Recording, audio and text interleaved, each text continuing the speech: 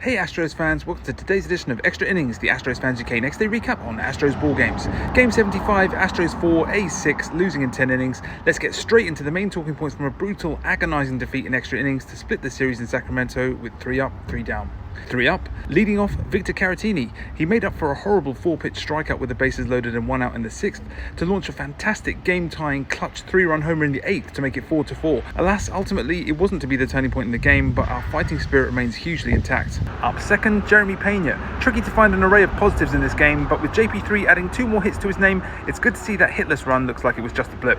Up third, Brian Abreu. He got himself in big trouble in the bottom of the 8th with the scores tied and runners at the corners with no outs, but was able to perform a spectacular 2-strikeout escape to keep us in the game. 3 down, first out, Jose Altuve. On top of a hitless night with the bat, Altuve was unfortunately guilty of a very costly error on a wild throw to first that resulted in a run scoring to put us down 1-3 instead of completing an inning-ending double play. From the replay you could see he was slightly wary of the runner sliding into second, but it was a play Altuve should be making 99 plus times out of 100.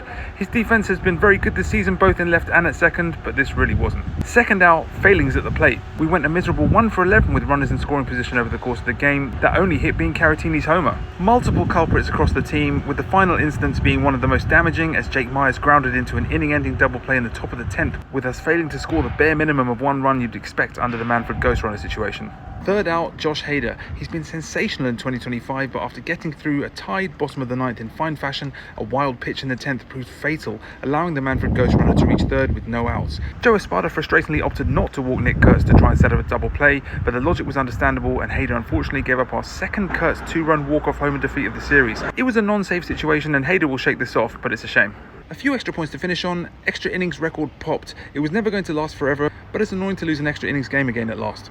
HP sauce tastes bad. Colton Gordon was given a dreadful, inconsistent zone by the home plate umpire in this one. Very aggravating to watch. And tables turned. Yep, reversal of that Rays series as we outscore the A's 29-16 in the series, but only end up with a split.